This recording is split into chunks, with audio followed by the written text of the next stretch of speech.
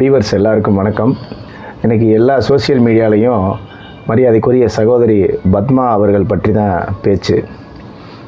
ஏன்னா ஒருமாமணியாய் உலகிற்கு ஓங்கிய திருமாமணி என்று இந்த காலத்தில் யாரை அழைக்கலாம்னா சகோதரி பத்மா அவர்களை அழைக்கலாம்.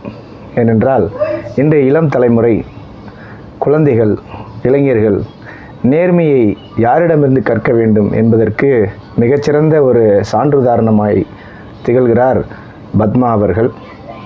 இன்றைக்கு அவருடைய நேர்மை பாம்பின்கால் பாம்பரியும் என்பார்கள்.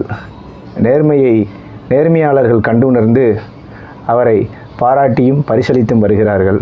உள்ளபடியே நாம் இந்த தாயை, இந்த சகோதரியை பெற்றதற்கு பெருமைப்பட வேண்டும். இனி வரும் காலங்களில் எத்தகைய நேர்மைத்தன்மை இருக்க வேண்டும் என்பதற்கு இவரை நாம் மாணவர்களுக்கு உதாரணம் காட்டலாம்.